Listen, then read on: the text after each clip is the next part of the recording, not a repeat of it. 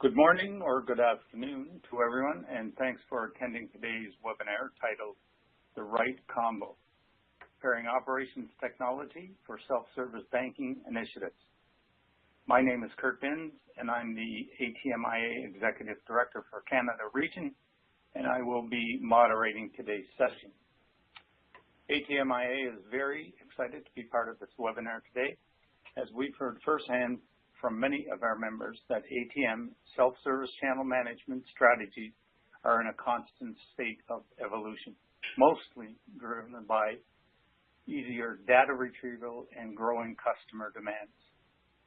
The timing and relevancy of this Fiserv INETCO technology partnership really couldn't be better for the simple fact that the more your organization grows about device availability, cash movement, and customer activity, the better prepared you are to prioritize performance issues and make decisions that will have a positive impact on a delivered channel profitability at the end of the customer experience. Before we get started, a few housekeeping details up front.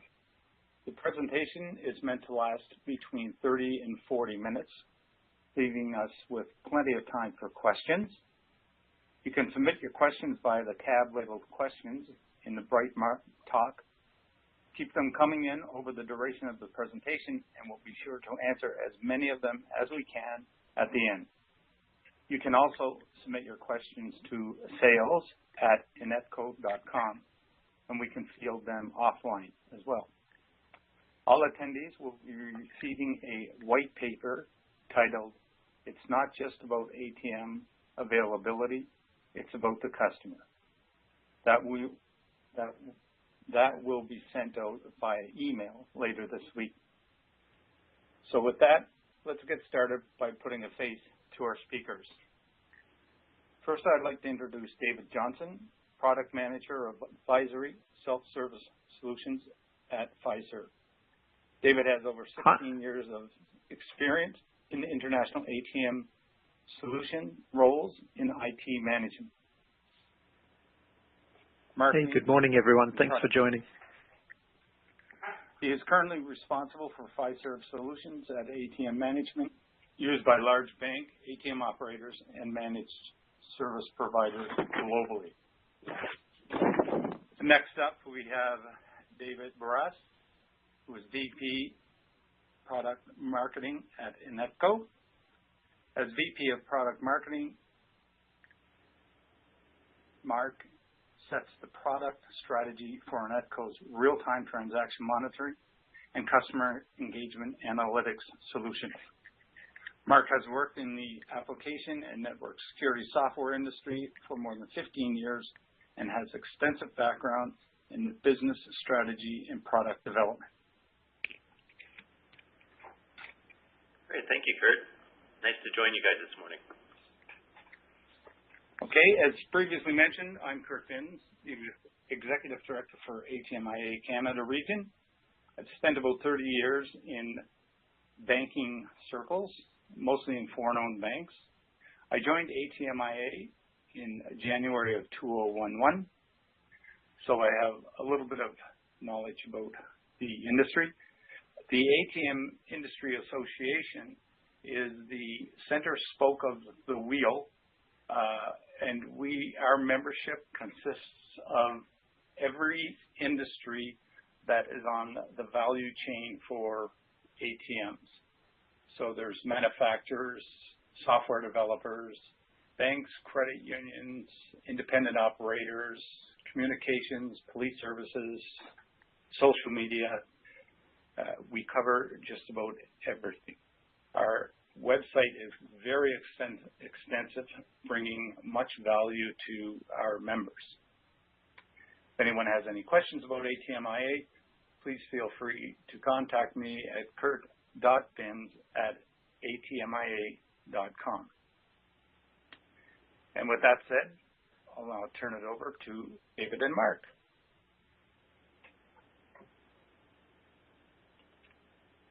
Hi, thanks, Kurt. It's David here. We're going to start today's webinar with a quote from Bob Mira, who's a senior analyst at at Sealant. He's responsible for banking practice, focusing on ATM and branch channel delivery. And I'll just give you a minute to browse the quote and see what it says. But what Bob's getting at here is he's discussing how the transformation from as ATMs get more complex and the transformation into the branch channel is an example of how traditional methods of ATM and device management are becoming irrelevant in the marketplace. Many of the solutions out there for ATM management today are reliant on some traditional infrastructure that exists in ATM channels. And what we're seeing in the industry is that we can no longer rely on that infrastructure being available to support traditional ATM management. We have to move forward with a view that says, let's not only view these ATMs as they move to new technology platforms, but also stop treating them as devices and start treating them as a channel for consumer delivery. And it's the consumer delivery of transactions, which is what we're really concerned about.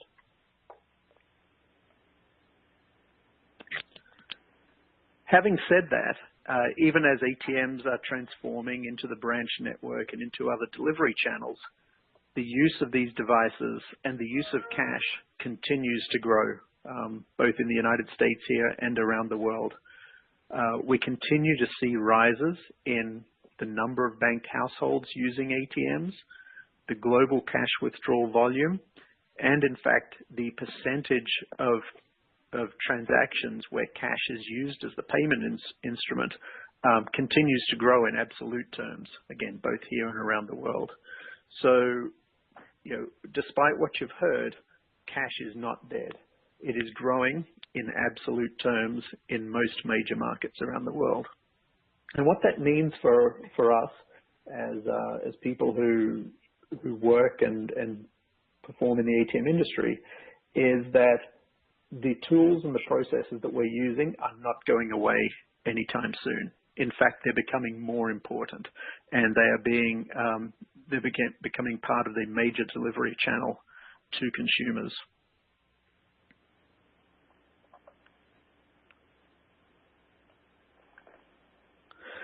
Some common pressures that ATM deployers are seeing is that self-service is getting more complex all the time. You're deploying multi-vendor networks of devices.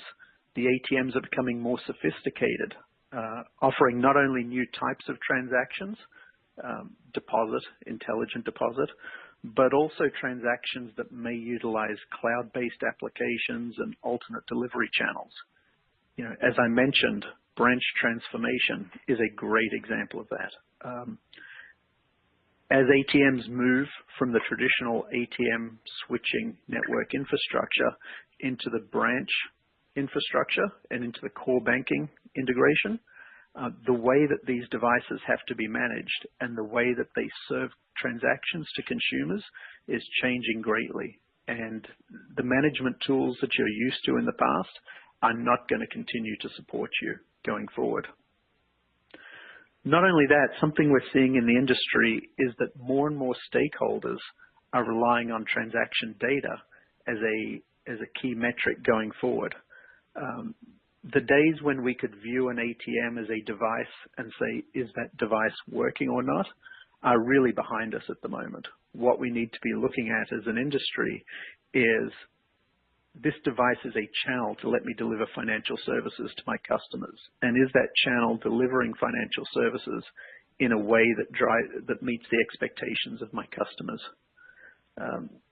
INETCO and Fiserv have partnered together to build an entirely new management channel that addresses all of these needs. And Mark and I are going to be talking to you today about how we've built that solution. Mark? Yeah, thank you, David. So I think it's interesting. These are some of the pressures that we've heard in the conversations we had, and obviously drove a lot of the work we've done on the partnership side. In this next poll here, what we want to do is actually get at the areas where that are complicating your ATM strategy. I'm just going to start the audience voting on the first poll here. what we're interested in understanding is, which of these areas is complicating your ATM strategy the most? And I'm sure we kind of purposely didn't put in all of the above because I'm sure they're all affecting you in one way or another, but we're interested in which ones are driving attention the most at your institution. So you should notice a poll up on your screen here, and you can click on one of the three entries. And I'm just going to peek at the results here.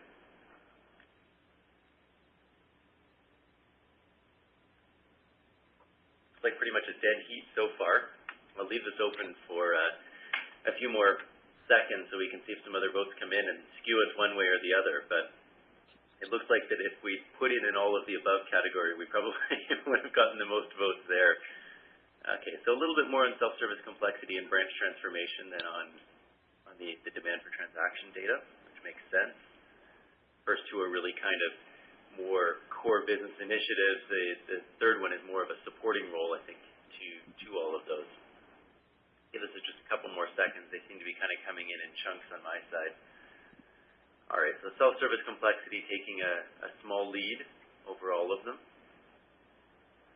which certainly makes sense, whether it's that we're looking at interactive devices in the branch or kiosks or other things. There's a lot more expected of the self-service channel than there was just even a few short years ago.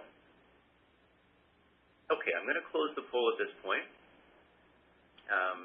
You should be able to see the results on your screen. Little tip towards self-service complexity there, David, that I think probably makes sense given everything that we have heard.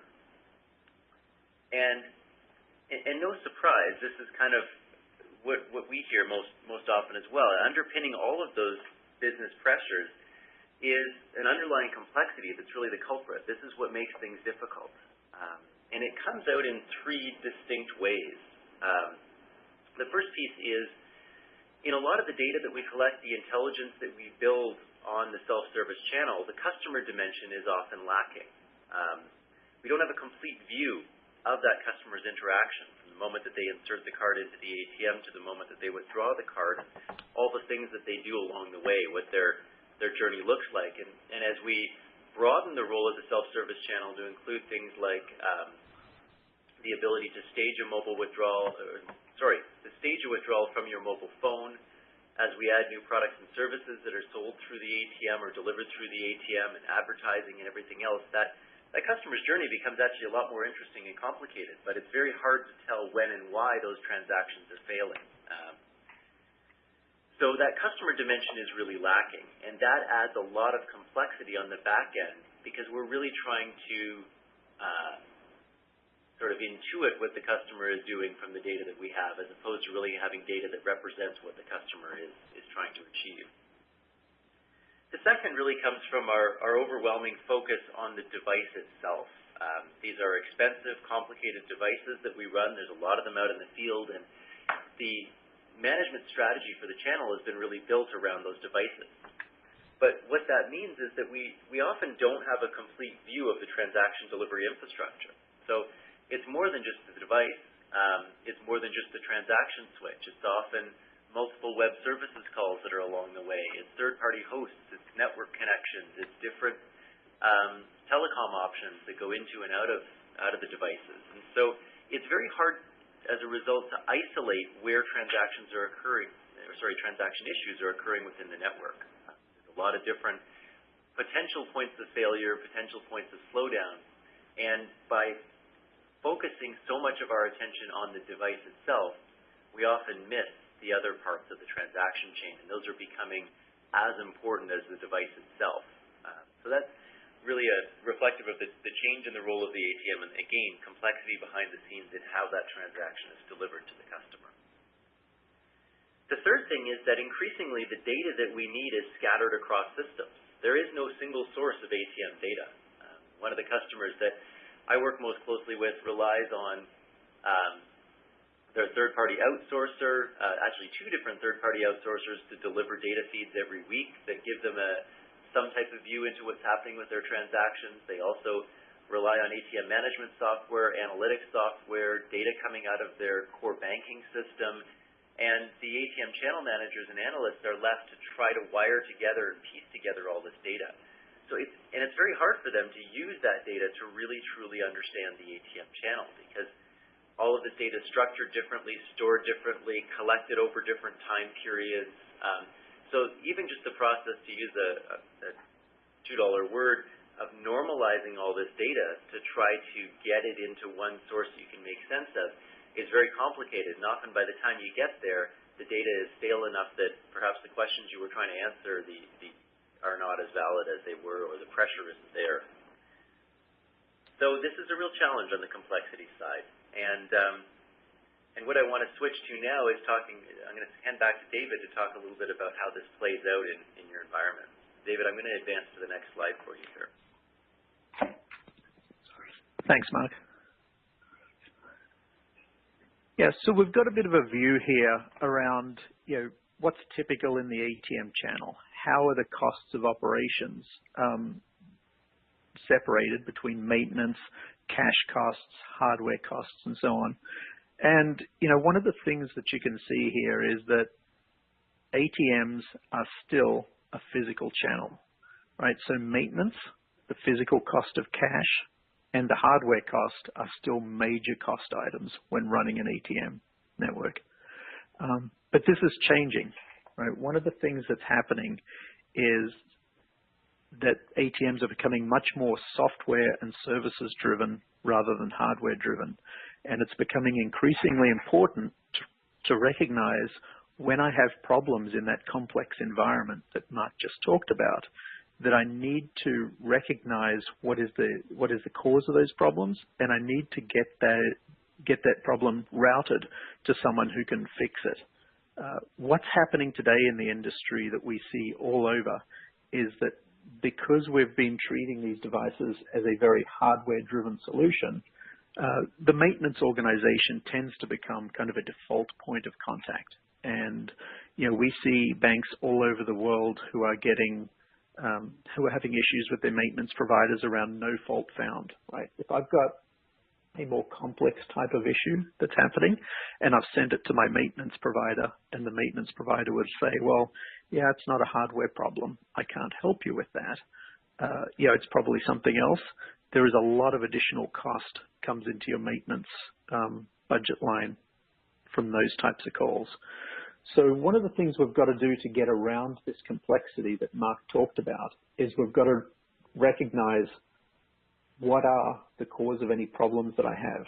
They're not necessarily a hardware problem. They could be software at the device, or they could be one of the supporting services that are running either in the cloud or within your bank's IT infrastructure. So once we've recognized and classified the type of problem that you're having, we've got to route that problem to the most appropriate person who can fix it. And that could be a service organization. It could be an external organization that provides those maintenance services to you. But it also could be one of a number of help desks within your group. It could be your ATM help desk that you're probably everyone here is very familiar with today. But it could also be a help desk associated with other parts of the infrastructure in your bank. And one of the things that Device Manager can do with INETCO is to make sure that we recognize what is the problem that's happening here. What's going on that's causing my consumers not to be able to perform transactions, and how can I get that to someone who can fix the problem as quickly as possible? And having these problems, either try to go to a maintenance organization first to see if they can fix it, or even coming to an ATM help desk to do triage, is really time-consuming and ineffective. If I can create a single point of visibility to all problems that might impact the ability of consumers to do transactions, whether that's hardware, services, network, or even transaction services in your infrastructure, I want to be able to know what is the specific piece of infrastructure that's preventing my transaction from being completed, and make sure that I can contact those people, whether they're inside or outside the bank, in order to fix the problem. This is going to greatly reduce your maintenance costs and improve performance at the same time. We see some huge gains by implementing this type of solution inside these complex banking environments. Now, with that being said, we're going to move on to the next poll question here, which is around what area do you feel has the most room for improvement? Mark, would you like to talk through these points? Sure, David. So what we did is we took the broad buckets from the last slide, and we're kind of trying to square the data that we've seen across the industry with the experience of the folks on the webinar here. So we're looking at kind of positively worded, where do you think you have the most room for improvement? In other words, where can you really move the needle most in looking at the self-service channel? Is it in reducing your maintenance costs? Is it in driving down the hardware costs themselves? Is it in reducing your cash costs? Or do you really want to focus on improving your monitoring and your security practices? Where is the room for improvement here? Because as we look at ATM management as a discipline, it can move the needle in all of these areas. So we're really interested in understanding which of them you feel like you have the most room to make a change and make a difference. I'm just going to pull up the results and have a look here now. We've got about 20 votes in. We had about 50 votes in the last question, so we'll leave this one open for a while for people to get their votes in.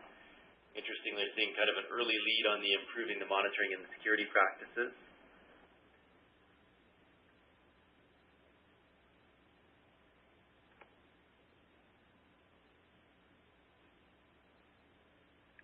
Followed by the maintenance costs. And the cash handling costs, quite a low score so far, which is interesting. Certainly on the monitoring and security side, I can understand that one because I think there's been so much change in the technical environment underneath our self-service channel in the last 5 years, really. And when we look forward at the next 5 years and the role that self-service devices are going to play in branch transformation and in serving remote communities and all sorts of other things, there's a lot more to think about in terms of monitoring and security. A lot more change that's going to happen in the technical environment. And similarly, as you look at how do you create a maintenance strategy across what would likely become a more diverse pool of devices, devices that serve different functions, different roles. We're going to kind of move out of the through-the-wall, standalone drive-through model, and there's going to be a lot more diversity beyond those 3 classes of devices. So I think the maintenance piece is an interesting one as well. Got about 40 votes in here, definitely a lead on monitoring and security practices. We're probably self-selecting a little bit by the title of the webinar and the type of people we invited, but I'm certainly happy to see that being an area where a number of folks on the call feel like they have room for improvement, because that's obviously one that we are keenly interested in and really feel like we can help you move the needle there. Okay, I'm going to leave the poll open, so if anyone wants to come back to it, and add their vote in, we can. It looks like a few added in on the last one. So at this point, though, I'm going to move forward, and David and I are going to take you through the joint Fiserv-INETCO solution in kind of a tag team mode here. So I'll advance the slide, and David, let you start here, and we'll kind of hand back and forth. Thanks, Mark. So what we're going to do is just give a quick overview of how Fiserv and INETCO are partnering together. So each of us have class-leading solutions in our areas of expertise. Fiserv in banking systems and ATM and device management and help desk management, and of course INETCO in their real-time transaction monitoring and analytics solutions. When we brought those solutions together, Mark and I really talked about driving improvement in these 3 areas that we show here, which is how can I make your help desk operations much more efficient? And efficient not only means reduced cost, reduced labor, but it means how can I do a better job with the same resources that I've got today. One of the things we can do there is, as I mentioned before, we can recognize a broad range of categories of problems that you have. So whether those problems are, as I said, with the ATM, with poor maintenance, with the transaction authorization channels, whether it's internal through your core banking system or external through systems like Visa, MasterCard, we can classify and recognize where those issues are and pull all of those issues together into one place and provide visibility across your entire organization into those types of issues. Once you see an incident being an issue that you need to address, you can drill down into not only seeing what did the device report here, but what happened recently. Did anything change at this device recently? I can drill into transactions and see, have I been completing transactions in a timely way? Are there particular types of transactions that are not being completed correctly? This is all important information to help me get to the root cause of a problem. One of the things that we've discovered is that oftentimes, obviously quite simple problems like regular hardware or cache issues are easily recognized, and there is a very clear way forward. But what happens sometimes is that more complex issues like intermittent network outages or problems where the card bases have been misconfigured in one of the authorization services, where only certain types of transactions are failing, they can be, first of all, very difficult to recognize. So the problem could go for quite some time before it's recognized. And even once it is recognized, drilling into, well, what do I need to do to fix that? And who is the right person to fix that problem is something that traditionally takes a lot of time and effort within the organization. Perhaps involving a war room where several, staff from several organizations come together to talk through that issue. So one of our aims here is to make sure that all of that information is visible in one place and that those determinations can be made quickly and easily.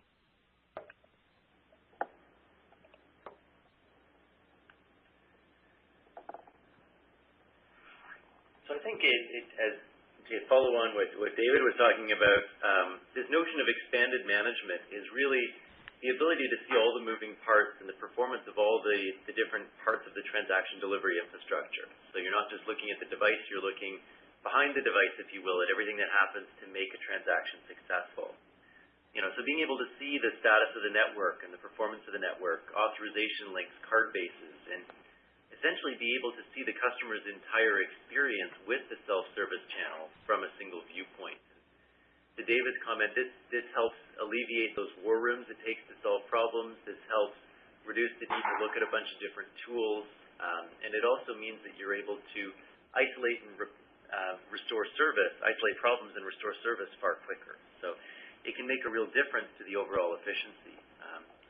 One of the questions I noticed that came in off the last poll was, what do you mean by improved monitoring? It's a bit vague. Yeah, fair point, first of all. Secondly, by improved monitoring, I think what we really mean is two things. One is the ability to be far more proactive. So to, as David pointed out, to spot problems in your monitoring system rather than spotting them by a customer calling in and complaining that a transaction failed. Because by the time you get that report from a customer, it's not the first transaction that failed, it's probably the 100th transaction or the 10,000th transaction that has failed. And the second point is just improving the efficiency of the process when it comes to trying to resolve problems. So being able to very quickly get at the root cause of an issue rather than having to drag a bunch of people in. So there's an efficiency piece that's part of improved monitoring as well. I'll just flip to the last piece here, David, and let you talk about the third part of the solution. Yeah, thanks. And the third part of the solution that we think that bringing our products together can help with is driving new insights into your network and into the way that it's used by consumers through advanced analytics. What we're doing is providing both solutions for operations and business owners of your network. Operations, of course, can get analytics about what outages do I have? What type of outages are causing me to lose consumer transactions? What types of consumers am I losing transactions by with having these issues? These are all things that I can see from an operational view.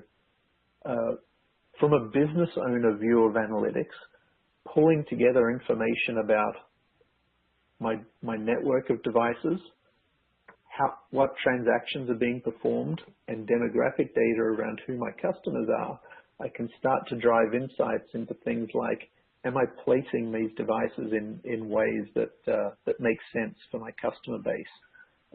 I can look at ways that these solutions are being used inside the application. So I can say, although I might think that on average, 80 to 90% of transactions are cash withdrawals, averages can always be misleading. There may be certain types of sites or certain types of locations where that mix is completely different or even backwards, right? Cloud-based transactions, deposits, intelligent deposits might be the predominant transaction type at certain sites. And being able to recognize that and identify which sites are there and how each site's being used can help ATM business owners decide, what changes should I be making in how my application is structured, or how should I be deploying new ATMs into my network. All of this information, as I said, pulling it together in one place and giving you tools to not only use the reports and dashboards that we provide, but to make those reports and dashboards easily changeable and updatable by you so that you can, although we think we've got a lot of answers, we don't have all the answers, and every customer has needs and questions that they particularly want to ask. And I think it's very important that we provide an analytics solution that lets you ask your own questions and not rely on reports and dashboards that we provide. So with those three areas of focus on the product, Mark's just going to finish up a little here and talk about how does that benefit you. Great, thanks, David. I can't believe you admitted that we don't have all the answers. I thought we agreed we were going to be united front on that one, but all right, fair enough. In terms of how you benefit, I think I like to boil this down into very simple terms. I think there's two things you move by using our products together. One is you're able to improve your customer experience, and that is so important as you look at the role of the self-service channel evolving and as you look at branch transformation initiatives, that customer experience is just going to become a more and more important part of what we are all worried about, what we're all incented on. I know customers who track net promoter scores on the ATM channel, and so that customer experience is so critically important to them that they're willing to put a number around it and a measurement around it and survey their customers. And the second area where you're really going to benefit is in terms of lowering your cost to serve, being able to continually bring down the overall cost of this channel, because it is an expensive channel. It's an item that when budget time comes up, everybody looks at very closely because it does involve a lot of infrastructure and a lot of cost to run it at the levels of reliability that we're expected to run the ATM channel at. So you always want to look at ways you can sharpen your pencil, and so as the channel grows and as its role evolves, you're really an effective steward of that cost of service. So there are really 5 ways we've identified that you can drive in these areas. Getting an end-to-end transaction view, being able to look beyond devices to ensure that you have completed transactions, obviously improves the customer experience. It allows you to really see what that customer's experience looks like, perhaps for the first time. How long does it actually take to authorize an ATM transaction? How long does someone spend standing in front of the screen to complete a typical withdrawal or deposit? But it can also lower your cost to serve by being able to show and pinpoint where there are slowdowns or failures that are systemic, that may be plaguing your network and you may be getting constant reports of, but perhaps not understanding. Moving down here, improving availability. So being able to monitor your SLAs and getting enterprise visibility and metrics into what's happening allows you to really drive your vendors to higher service levels and to really hold them to account and make sure that they're doing what they're supposed to be doing and contributing to your network. And that's going to really lower your cost to serve as well. I'm going to move now to the far right-hand side. We'll come to the middle at the end. Real-time monitoring just means, again, your ability to see in real time issues as they unfold, problems as they unfold across the network. Ultimately improves your customer experience, because if you do have failures or slowdowns, you're going to catch them before they impact a huge portion of your customer base, before they sit there for hours or days, perhaps frustrating your customers. And then finally, you're going to be able to reduce your repair times, which all comes down to lowering your cost to serve. Improving your communication with field service technicians, knowing when you need to roll a truck and when you don't, and being able to really know what type, before you walk into an issue, what am I actually trying to solve for here, and who is responsible?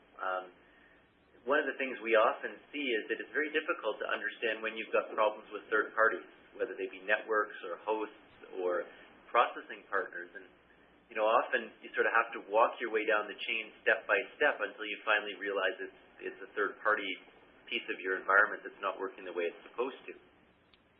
With the combined solution that we're offering, you can eliminate all that step by step walking down the process because it's going to be immediately obvious. And then finally, at the end of the day, we believe that the self-service channel needs to transition to much more of a customer-centric focus. And this is a discipline that's already there within the branch channel, that's there in the mobile and the online channel. And it's a discipline we see really growing in importance within the self-service channel as well. And to do that, you really need that centralized access to transaction data. You need to be able to see what customers are doing and how they're interacting, so that you can ultimately figure out the ways to improve the customer experience. David, is there anything you want to add on this piece? Yeah, thanks, Mark.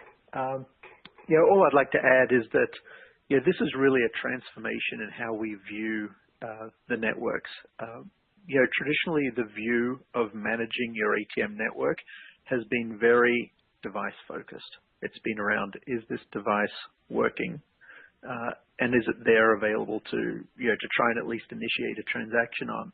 What we're trying to do here is take that solution, take this environment forward and say, is it fit for purpose? Are consumers able to run the transactions they need and complete their financial services? And if not, where in the network, all the way from the touch point that consumers use, all the way through your payments infrastructure, what is it in that infrastructure that's causing the problem? And bringing all that information into one place where people can see it. That's what we think the value of our solution is.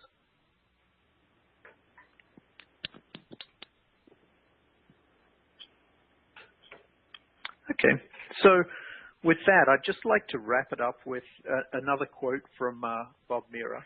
This quote talks a little bit about, ATMs and branch equipment are going to continue to be the primary physical channel that customers use to interact with their banks. But it's one of, it's one of those channels in an omni-channel delivery system that banks are going with. The point that Bob's making here is that device management and customer experience management are not different disciplines. They're the same discipline, and they need to be treated. There needs to be a solution put in place that treats those as the same problem that we're trying to solve for. Bringing INETCO's solutions together with Device Manager from Fiserv is moving us in that direction and is delivering on that promise of having a complete end-to-end view of my channel and saying, do I understand how my consumers are using it and how they're impacted by the problem? With that, I'd like to say thank you, everyone, for joining us. Either Mark or I can be contacted through the email addresses here or through the URLs that we show here. But I'd like to just open it up to question and answer now. Maybe we can go through some of those. Thank you very much, David and Mark. Great presentation. The line is open for questions. I have a question here. I'll direct it to either Mark or David, whoever would like to take it. Can you give some examples of transaction alerts and analytics? Yeah, David, do you want me to start this one and you can fill in any pieces? Yeah, that'd be good. Maybe I'll chime in later. Yep. Sure. So there's sort of three main classes we see here. The first one is what we call inactivity. So any devices that are not transacting when we think they should be, that becomes one really interesting area. The second is all around looking for slowdowns or failures, so measuring thresholds and saying if things take longer than 6 seconds, this transaction could cost me more money, so I want to know about it.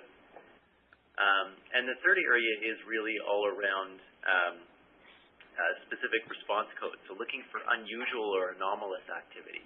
So it could be things like that might indicate some tampering with the device, for instance, or a host not really knowing quite how to process a transaction and sending an unexpected response code back. So those tend to be the three areas we see real-time alerts raised on the most often.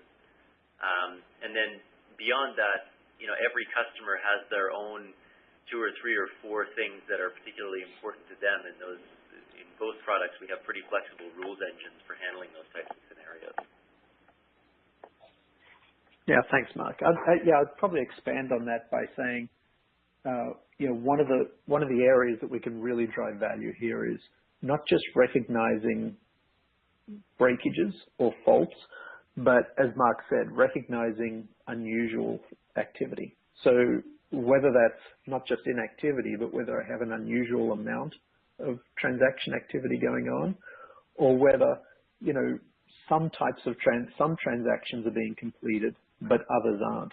A great example of that is, if my on-us transactions are being completed, but anything that I try and authorize out through a third-party authorization channel is not working, that's something that's not being picked up by traditional systems today, right? So the thought that, depending on maybe what sort of card I put in the system, this transaction may or may not work. Getting into that level of detail would be an example of what we're doing here. Very good.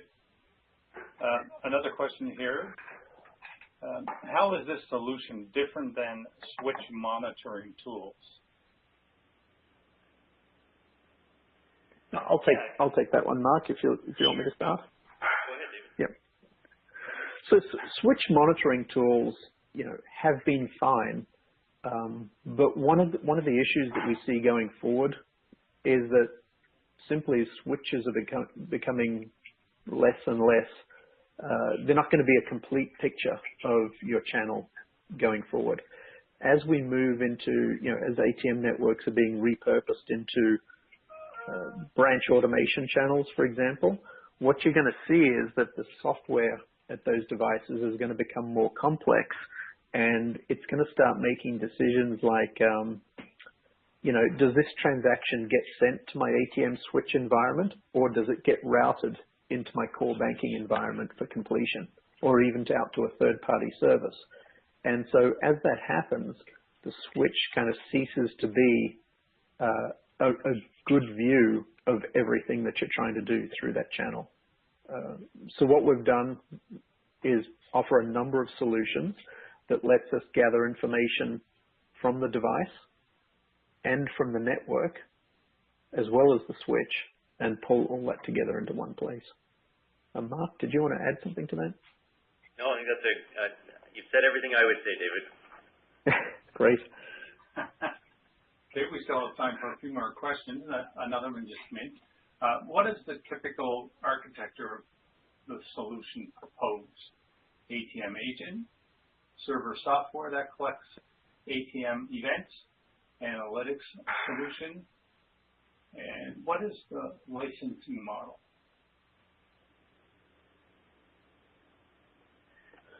So I'll start with the last question. Oh, go, Mark. I'll start with the last question, if that's okay. And right ahead. so as we license this, you can contact Fiserv and we'll make sure that we've got an appropriate licensing model for you. We typically license according to the size of your network of devices, and we are flexible in how that's licensed. So we do offer perpetual or capital licenses, as well as term licenses and some hosted solutions as well. So we're quite flexible in how that's put together. Mark, would you like to talk about the architecture a little bit? I mean, within Device Manager, we've got a fairly varied architecture. We do have solutions that have an agent that resides on the device and can consume all types of data from the device, whether it's hardware data, application logs, operating system logs. We have switch interfaces, but Mark, would you like to talk about the INETCO architecture and where we get transaction data? Sure. So the primary deployment mechanism for INETCO is agentless. So in other words, we don't distribute agents onto the ATMs or onto the servers. We collect the network data, and it's mirrored to us using a pretty basic feature that exists in most Cisco networking equipment. and then we actually reconstruct the transaction. So the nice part about that is it's non-invasive. There's no load on the servers. You're not changing the ATM environment in order to get the transaction data. We do have an agent option. There are cases where that may be necessary. For instance, if there's point-to-point encryption being used, or if you outsource your ATM processing, then that may be the best option to collect the data, in which case that's a very lightweight agent that can be deployed alongside the Fiserv agent to collect the data. So I guess in summary, we have a lot of options that we can gather this data from a lot of different sources, and I think it's best to work with you on the particular deployment that makes sense in your environment. Okay, thank you. A follow-up to the first question that was asked. What do you see some clients measuring that is innovative or cutting edge? I know you just said you can recognize unusual activity, either too many transactions or unusual types of transactions. But since you work with a lot of clients, I thought perhaps you could give examples of what others are doing that some companies may not have thought of that could be useful. Yeah, there's a couple here that I think are interesting, and a lot of them come down to the innovative stuff I'm seeing is around measuring the customer's interaction at the ATM. So whether that's looking at what a typical session time is, what a typical session composition is, so what kind of customers, for instance, come to the ATM and make a deposit and do a withdrawal and then check their balances versus those who don't check their balances at the end. And while that sounds like a banal example, it actually drives everything from the underlying performance of the hardware to the screen flow that you design into the software and all those different elements. So measuring those sessions and those interaction types becomes pretty interesting and pretty important. So we see those being measured. The other thing we look at on the interaction side is just looking at how long does it take someone to complete common tasks at the ATM, and how could we speed those up? So again, really focusing on that customer experience and looking at what people are doing, looking also at where there are major gaps in a workflow. So let's say you stage a transaction up for someone, a typical pattern, and you notice that there's a long wait time between step 3 and 4. Well, why is that there? What could we do to improve that? What did we do to confuse them? I know my bank just changed out their entire fleet of ATMs and their ATM software, and I'm sure the first few times I've gone to it to try to make a deposit, I've looked like a pretty clumsy user. So it's kind of interesting in being able to spot and measure those types of things. So again, getting at the interaction data as opposed to just the how many transactions happen. And Mark, that's a great example from how consumers are using the devices. But from a purely operational view, we're seeing people start to measure things like my operational staff and what is the workload of each of my operational staff? How many incidents are they working per day or per week? That we've got customers looking at things like what types of problems are waiting for the help desk to attend to them, and how long are those problems typically waiting before someone works at it. So when we look at the problem of routing incidents to different help desks and prioritizing those incidents as we push them to the help desks and suggesting in which order they be worked, we're trying to give a lot of feedback back to our customers around, are those prioritization and routing rules correct? How do I validate once I've got those in place that I'm really achieving the objectives that I needed operationally? So that's kind of a completely different view, right back to my back office operations, a view of how good a job am I doing in those internal organizations.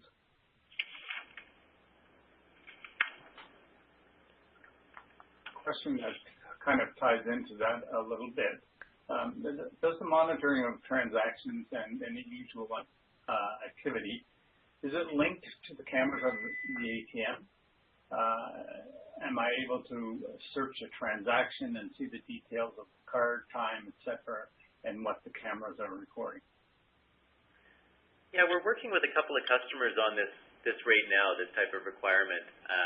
And it's one of the nice things about the joint solution that we're fielding is that it's very open to accepting data from other sources. So we can pull in the camera logs or the camera video files and actually time sync those with the transaction so you can get that view. So yeah, all those types of scenarios are possible, and it's certainly something we've had a couple of different customer requests for recently, actually, which is interesting. So there's something that's driving this interest in being able to see who's at the ATM and what they're doing at that time. Interesting. In one sentence, for either one of you guys, what is the unique selling point of combining INETCO and Fiserv?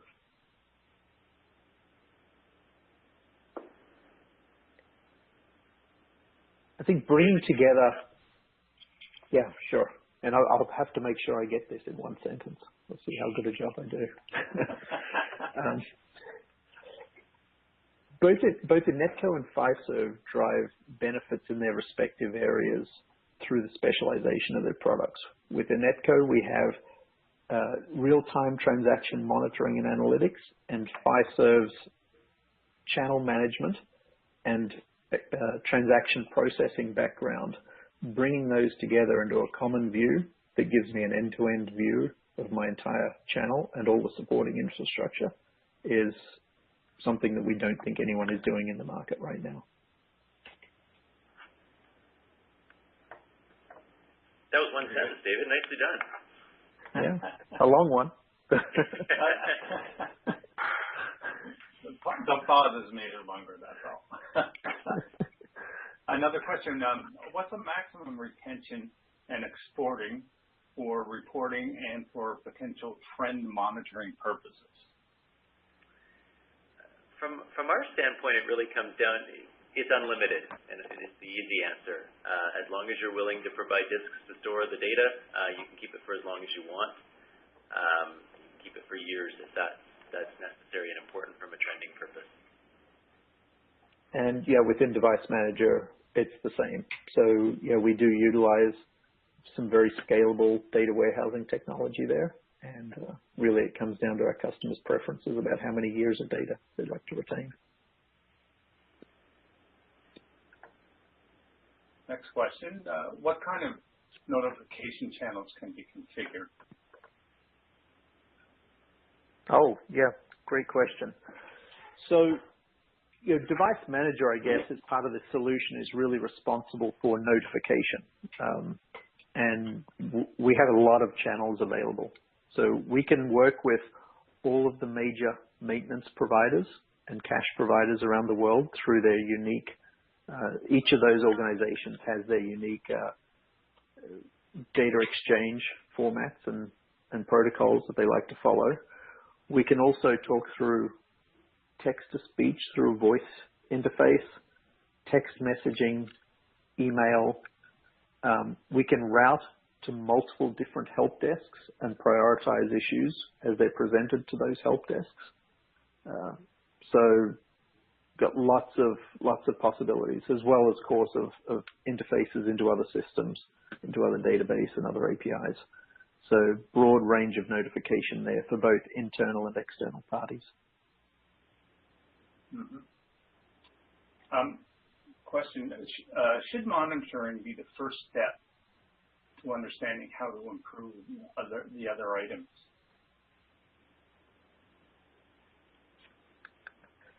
I'll take a start at this one if you like, Mark. Yeah, go ahead. Yeah, I mean, my thoughts on this are that while monitoring is I think the byproducts of a really effective monitoring strategy are really helpful in solving these problems. So while monitoring itself may be not the specific action that you would say is going to help me drive my understanding of how consumers use my business, what's nice about this solution is that by improving how I monitor things and improving my service value proposition to my consumers, a byproduct of all of that is that there's a lot of information gets made available for understanding how my consumers use these solutions as well. Mark, is that how you see that?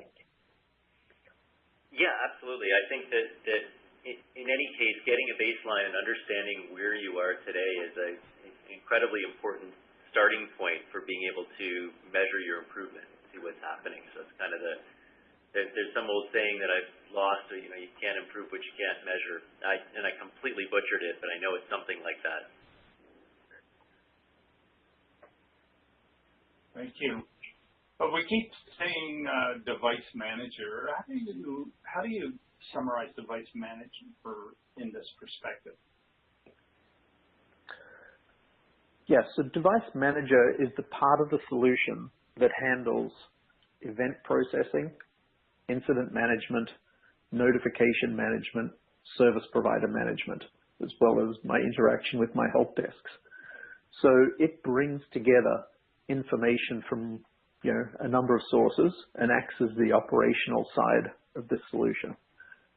So we can bring together information from the devices, hardware, software, operating system information. We can pull in switch information. We can pull in information that comes out of INETCO's real-time transaction analytics and combine all of that into a view that says, is there anything unusual that I need to be concerned with? And can I classify that in a way that gets it in front of someone who might be interested in solving that problem? So, device manager is our solution that handles that side of the solution. So event management, incident management, service provider management. INETCO is bringing the part of the solution that does real-time transaction analytics and capturing and real-time transaction monitoring. Thank you very much. Any final questions coming in? There's one interesting question. Does an agent need to be attached to the ATM? I'll take this one again, Mark, if you like. It does not need to be attached. We do support putting an agent on the ATM, and there's certainly a lot of rich data that you can gather and a lot of new types of interaction that you can have with the ATM if you elect to do that. But some people prefer not to introduce a new software component at the ATM, and that's fine. If you elect not to do that, we can work with switch data. We can work with INETCO's real-time transaction monitoring. All of that can be done without a new software component at the ATM. As I said, we do support that software component if needed, but it's not mandatory. Right. Thank you very much. Any final words from David or Mark as we come to the top of the hour?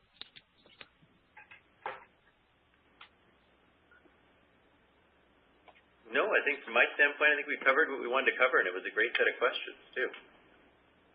Excellent. Yeah, I agree. Thank you, everyone, for contributing and spending this hour with us. It's been great. Okay, thank you very much, everyone, especially David and Mark. Great answers, great presentation. And I want to thank everyone for attending the webinar today.